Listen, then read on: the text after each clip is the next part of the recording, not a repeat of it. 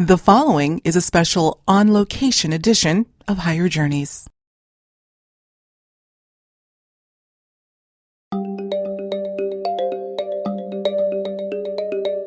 Among the many human enigmas that exist within this complex structure of reality is our potential to think and function normally, even with very little brain matter.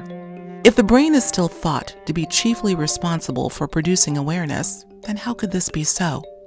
Groundbreaking physicist and consciousness explorer Nassim Haramein sat down with me to explain just what might make this possible. If thinking and functioning without a brain, so to speak, is happening, which he contends is far more common than we know, then just what is truly driving our ability to navigate the wheel of life? Nassim begins by describing one mystifying account of a gentleman in Paris who, after suffering injuries in an automobile accident, had tests that revealed he had minimal brain matter, but still managed to think and function quite normally. Listen to what he had to say. Tell me about the gentleman. Was it Paris? Was it actually Paris? Or I think it was in the surroundings of Paris or something. Okay. Yeah. What happened to him? So this French person that was, a normal person that functioned in the society normally, who got in a car accident and got bumped on the head pretty hard. And so, of course, when they brought him to the hospital, after whiplash and all this, they did the procedures, the typical procedures where they do MRIs and x-rays and all this. And when they x-rayed his head, they found that there was no brain, or very little brain, meaning activity or the physical matter itself? No, not brain activity. The gray matter was missing completely. That is, there was something that less than 10% of the gray matter remaining. Everything else was gone.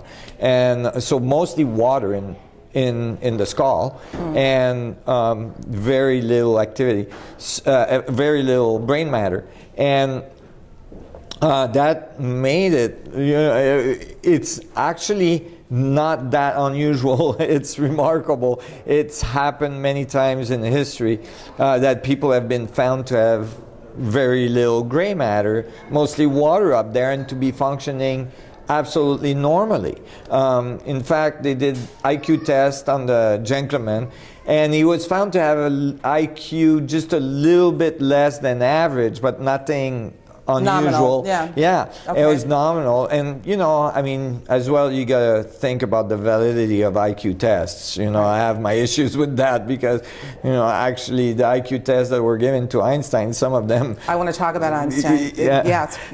showed that Einstein had a lower IQ than the average, and so I would debate that. But so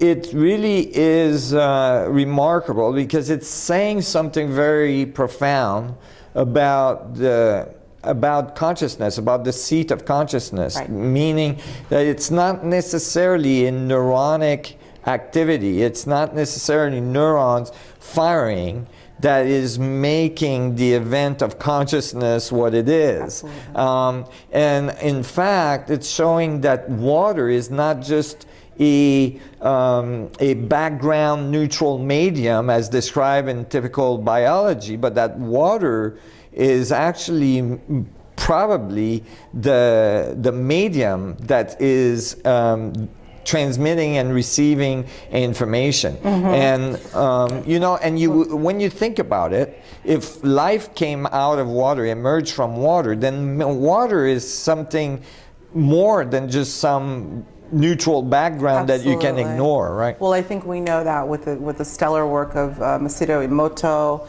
as well as I believe David Sarita did some work in his quantum project, that water having memory has the ability to be structured.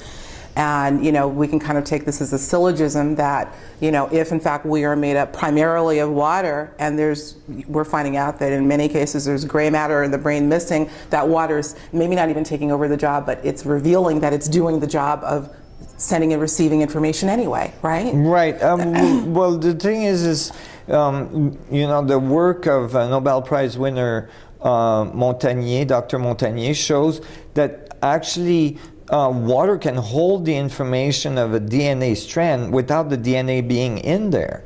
So that, and then just recently, and this is really exciting, the Science Academies published papers reporting on measurements where they can actually see that water is modulating the DNA zipping and unzipping, not the DNA modulating the water, meaning that the water is pulsing the DNA, and then the DNA does its thing, showing that the information is actually coming from the water, not from the DNA. Not from the DNA. Yeah, and so that actually what packs, well, that makes sense too, because I've been saying this for 25 years.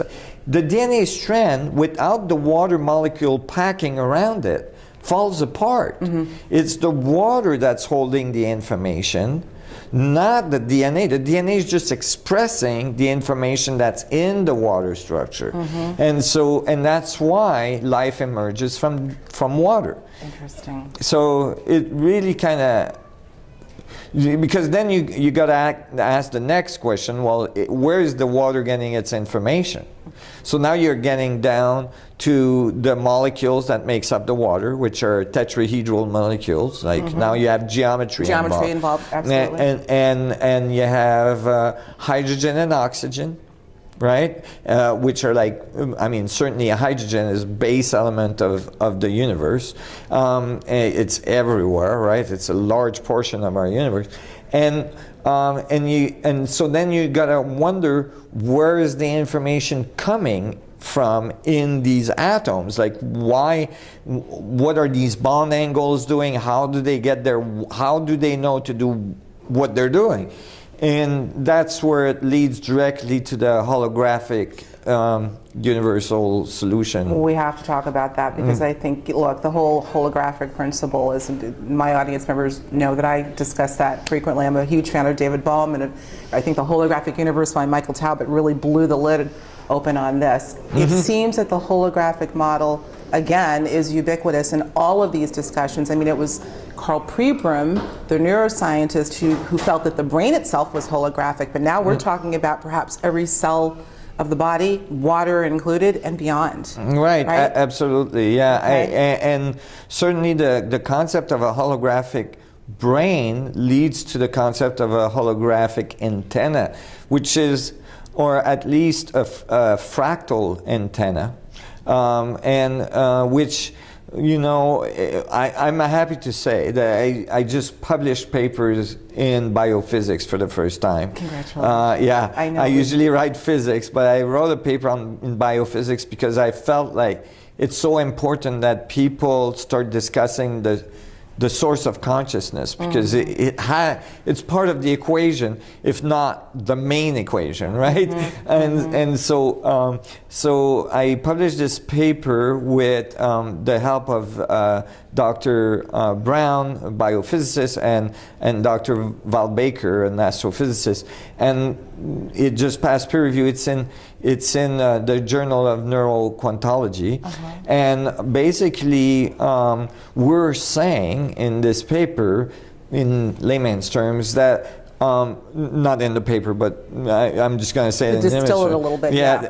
That basically that consciousness is not an epiphenomena of the brain kind of hallucinating this reality, but that it is an interaction of the brain and the rest of the body, but mostly actually the connective tissue, like the meningine inside the skull, that interacts as an antenna with this field of information, and such as that it is, the whole body becomes like a transceiver, an antenna that's capturing information from a quantum field of interaction that's occurring at the atomic level, and that's transmitted through the water molecules into the biological structure, you know, at the different scales, but that emerge from the quantum fluctuations of the structure of space-time itself.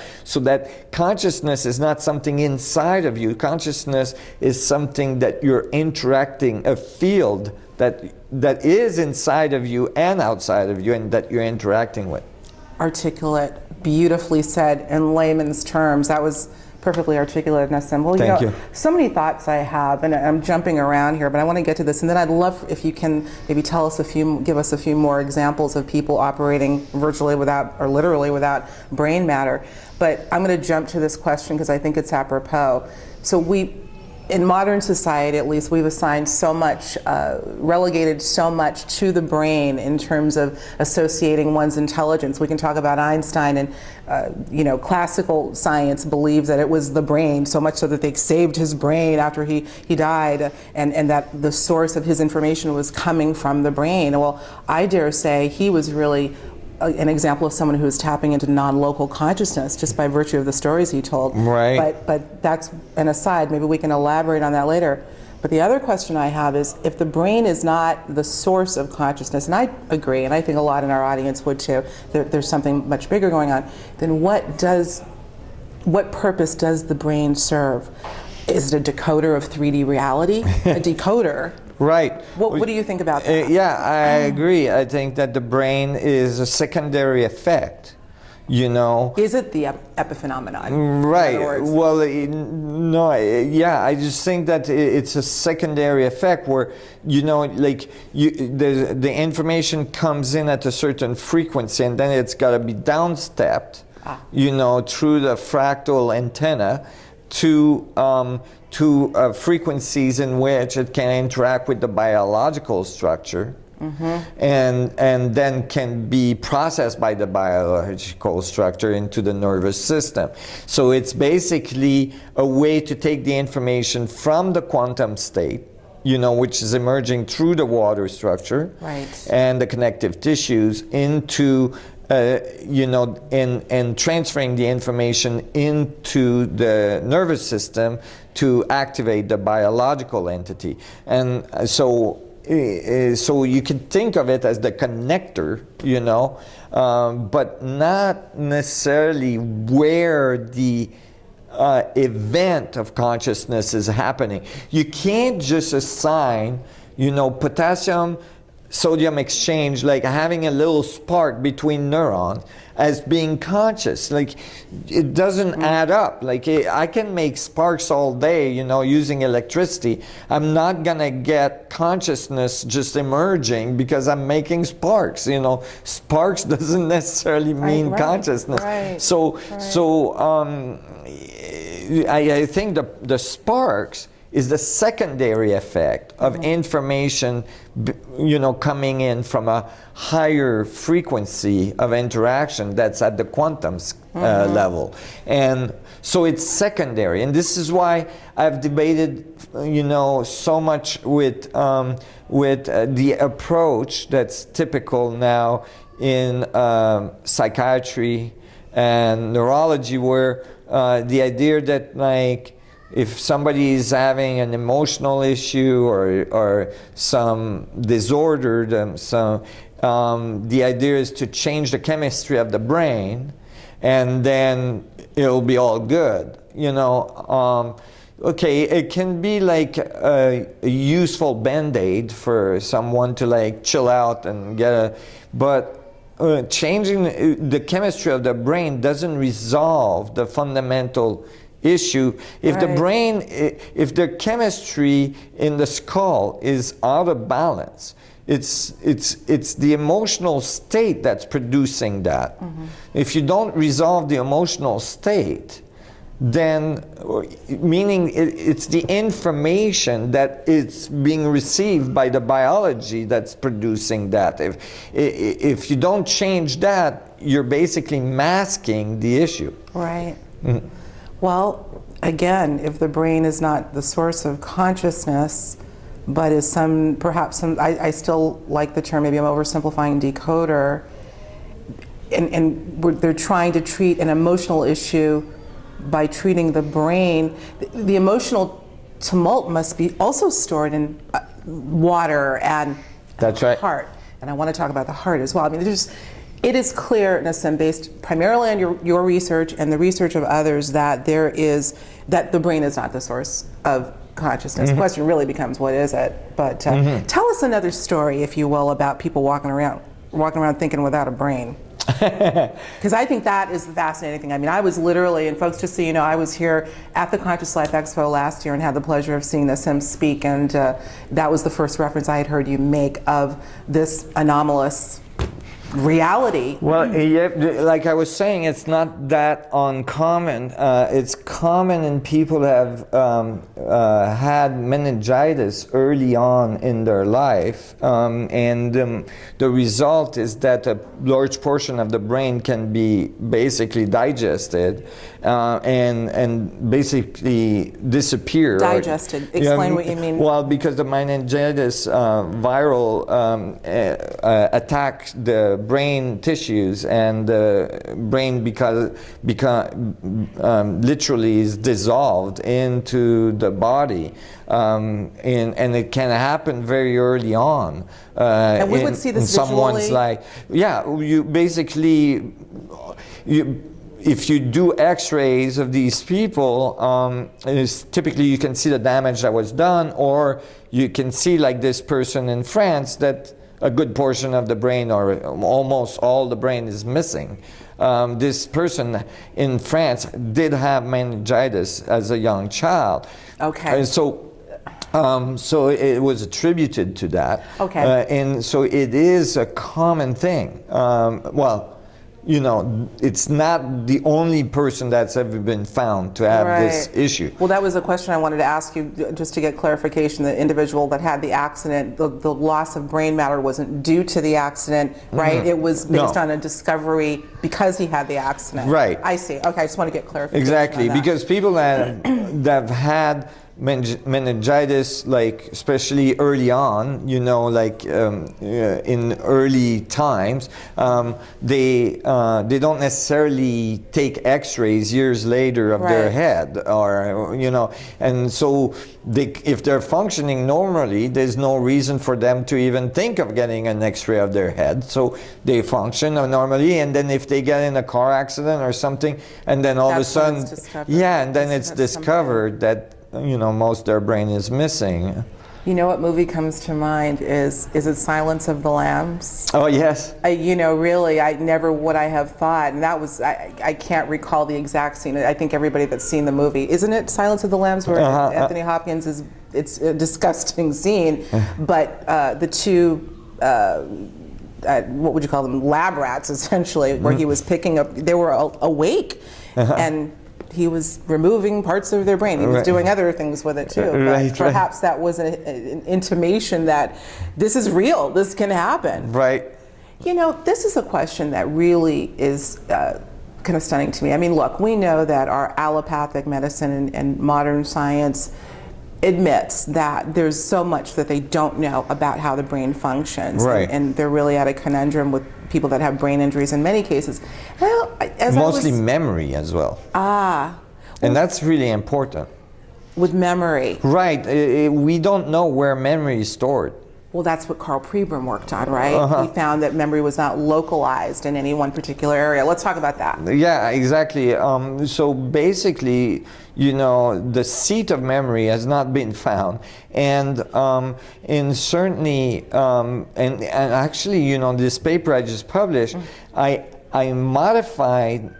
And excuse me, Einstein, but I did modify one of the word he coined. So one of the most famous word Einstein coined is space-time. Instead of space and time, he put it together and called it space-time.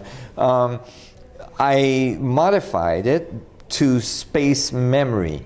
And the reason why is because, think about it, if time exists in the universe, right? So if there's an arrow of time, and there's evolution, we can see evolution, there's some kind of arrow of time, then that means that there's memory. Because without memory, there is no time. Meaning, if you can't remember the moment prior, then you can't tell if there's a linear function in time, right? So memory has to be a fundamental principle of creation, meaning that time is not actually the thing we think about, but time is just information embedded on the structure of space, meaning that as we move through space, we're leaving information like information on a hard drive, right? Where the hard drive is the structure of space, and we're leaving information on this structure in terms of, literally in terms of electromagnetic fluctuations. Sure. Just like we put information on a hard drive on our computer, and so then memory in the body or in the brain, if you want to think of it as a brain, is accessed, as an antenna, into that place in space in which the memory was laid, right? So just like the ROM on your computer is the active memory that is actually just picking up the information off the hard drive, your memory is actually picking up information off the structure of space-time. Your memory is not inside of you, it's actually you accessing the field of information that holds that memory. Agreed. Here's the burning question that I have, Nassim. When you think of time, first of all, many argue that time is a construct relegated to 3D, and outside of that it perhaps doesn't exist, it's simultaneous. How might I phrase this question? Let's make an assumption. Well, you see, what I just said makes time simultaneous. Okay.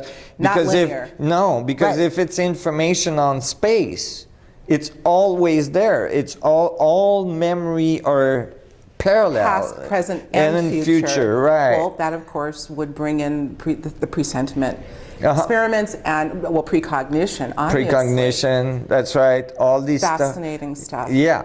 And it starts to explain all kinds of things that are hard to explain in the other concept of time. In this concept of time, all of a sudden, you can explain, for instance, even things like epigenetics, where all of a sudden we see the genes changing, the expressions of genes changing in a person by their state of emotion, right? So imagine if time is information on space. So imagine the Earth is going through space. It's making a huge spiral because the sun is moving through space. So it's not like making circles. It's making a huge spiral in space. And imagine you're on the surface of the Earth, making a spiral with the Earth in space, right?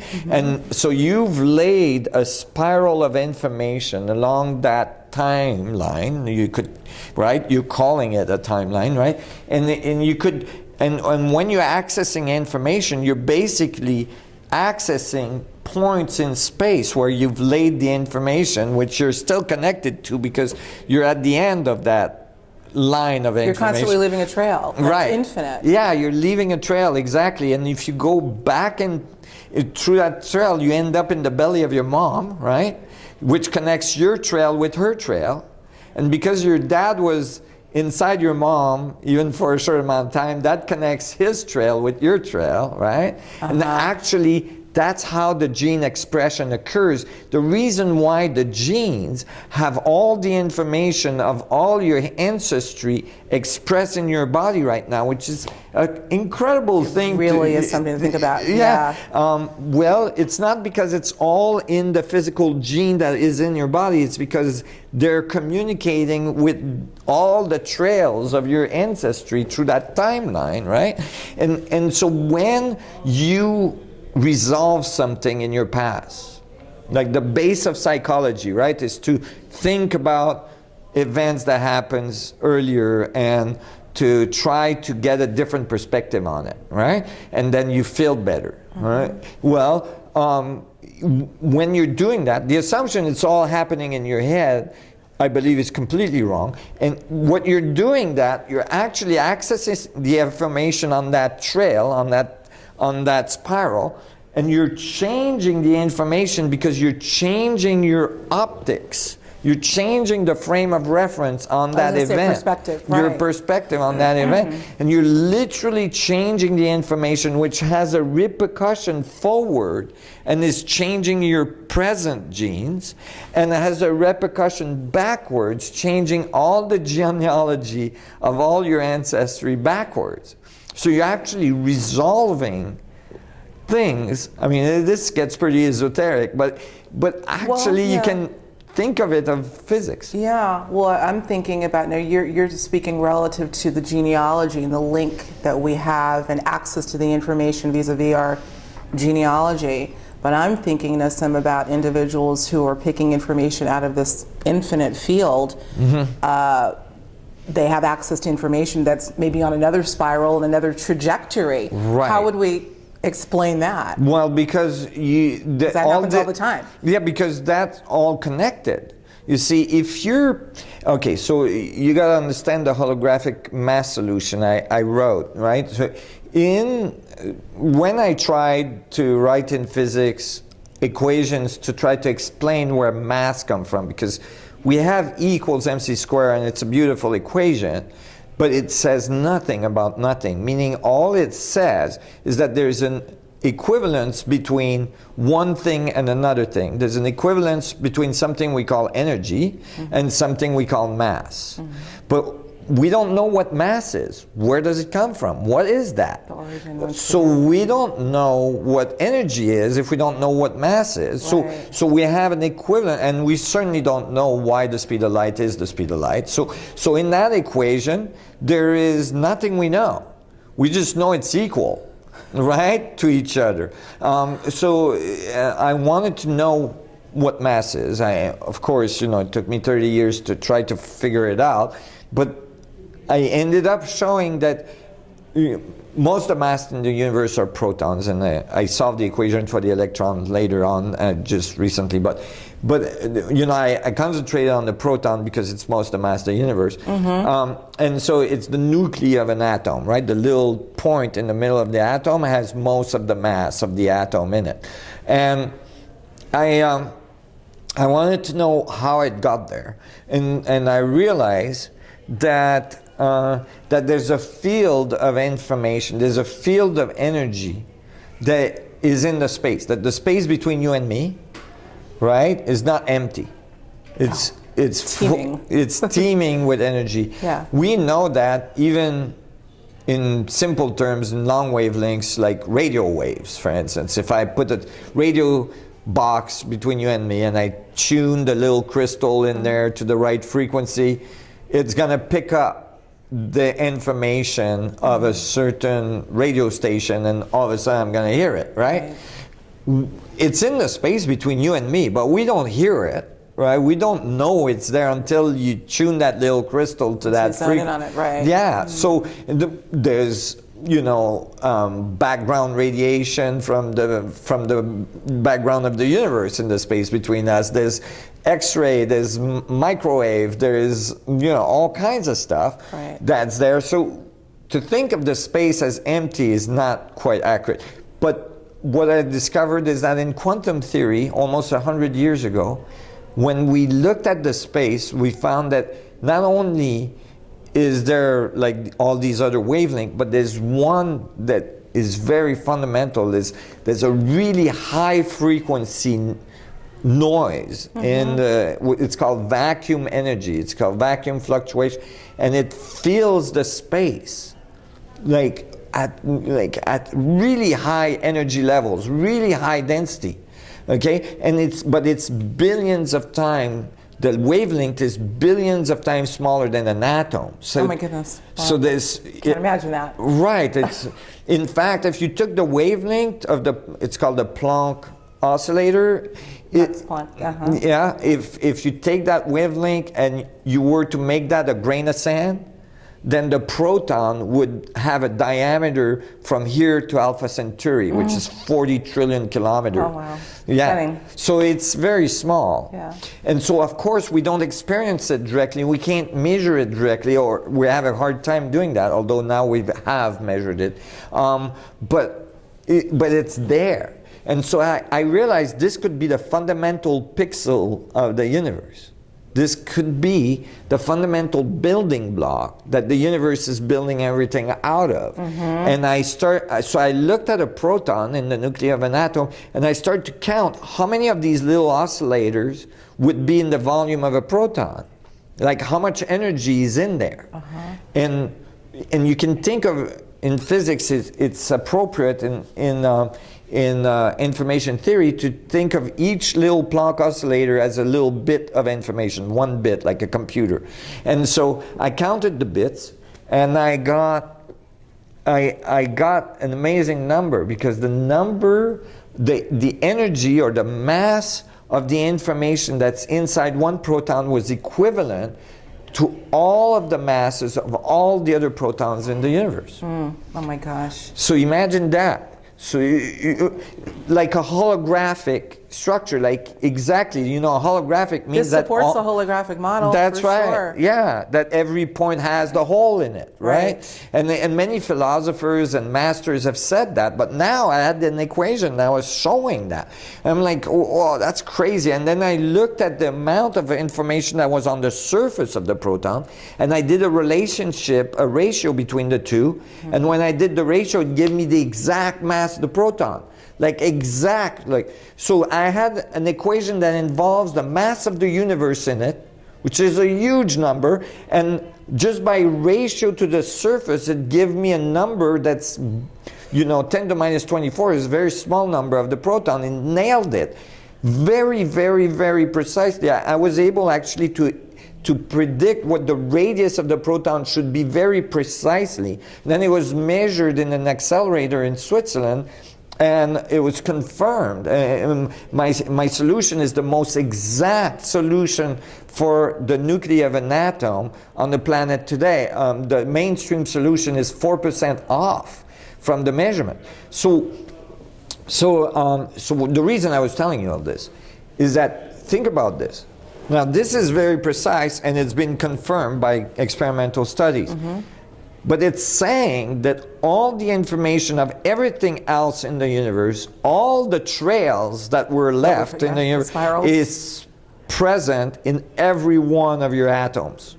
So you have access. There we are. Okay. You have access. So that starts to explain all kinds of phenomena that we can explain in physics, like remote viewing. How is it that some people can remote view a place on the other side of the earth and nail it with huge accuracy? And these things were done in laboratory. Like, there's many studies showing this is not just voodoo, no. Well, we know our governments have been working, that's right. with Stanford, SRI, exactly. Research Institute. But okay, so it exists, but what you're really drilling down on is why it works and how it works. It's not some esoteric, crazy thing. I don't think any of it is, Nassim. I really do think that there is, and although as we were talking offline, I told you that my father was an MIT scientist. I am nothing of the sort, but I respect the scientific method, particularly from your approach, because I never felt that we lived in an accidental universe. But the question is, with the mystery, Richard Feynman, my absolute favorite quote by him is, "It does no harm to the mystery to know a little bit about it." That's and right. You're helping us unravel the mystery a little bit. So I respect this approach. Well, it starts to explain all kinds of phenomena that seem completely... Like what else? So we have remote viewing, remote healing, precognition, remote healing, the fact that some healers can modify the tissue inside a person, and you can see it in real time, on radiology or even on various scanning devices. And of course, if you have the information of everything, then you can if you tap into it, assuming you can, if you can tap into it, then you can have the information of what's going on in this person's body. Absolutely. And you can modify it so that, we're dividing cells at 1 million cells per minute, right? Well, you can get the cells to start dividing in such a way that they don't continue to produce the same problem, so that they resolve, right? So, or that they stop making cancer cells, or, you know, like all of a sudden, it opens the door to something remarkable, you know, which, you know, not only in terms of esoteric knowledge all of a sudden becomes physics, but you can imagine the technology that can emerge from that. Like if we can make technology, this leads to technology that taps directly into that field of information, and like imagine the miracles we can expect from that. Do you think, Nassim, this is really the trillion-dollar question. We know that this is way beyond esoterics. This is ancient wisdom. Really, it's perennial, just being articulated through science and a brilliant, elegant method that you have done. Oh, thank you. When do you feel, or if, will it hit the mainstream? Will this become, replace the classical sort of, you know, billiard ball, sticks and stones approach to understanding reality? Will we ever see that paradigm shift, you think? And then will we be able to apply these principles to the new level of human? Do you think we'll see that in our lifetime? I think so. I think. Oh yeah, I think we're really close. You know, you'd be surprised from 25 years ago when I started to present in physics. If you even just said the C word, you know, the consciousness word, it was like taboo. You'd get kicked out of physics conference, you know, immediately. Isn't that something? Now, it's like the cool thing to do for physicists to try to figure out where consciousness, you know, fits in all the equations. Right. So there's a huge change happening, and it's not just philosophy, meaning technology is being worked on in laboratories that is going to confirm this stuff, and that is going to totally blow our mind. Like we're talking gravity control. We're talking almost infinite amount of energy available to us. So space travel, warp drives. I mean, NASA has a warp drive laboratory working on building one right now. Right. You know, people, you know, need to know, like, these things are on their way. Oh, I believe that. This could segue us into a whole nother discussion, which we may just have to have. But what comes to mind is AI, artificial intelligence, which we know, well, I don't want to just leave that on a limb, but are interacting with it and perhaps, you know, living side by side with it, and it's very controversial, but is that what you're alluding to? AI is a possibility. I just don't think that I think AI is going to be way different than what people visualize today, even the scientists.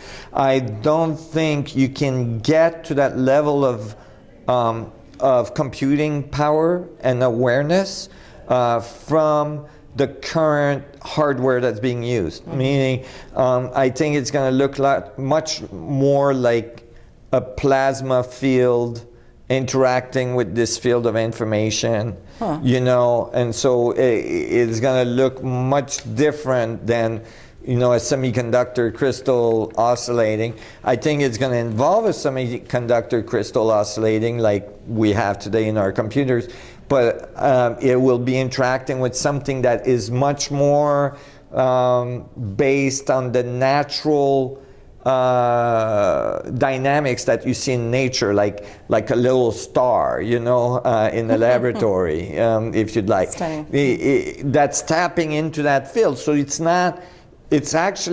artificial intelligence, but it's not because you made an artificial tap into that field of intelligence that's present, but it's actually a natural intelligence, because it's just, you know, you could think of your body as an artificial tap into that Right. field. Oh, you see? boy, does that bring on a whole another litany of questions that I'm going to have to remember. Listen, I know we're running out of time, and this has just been fascinating. Obviously, your work is worthy of hours upon hours of discussion and exploration. So speaking of which, I want to talk about a little bit as we close out your Resonance project, the Resonance Science Foundation.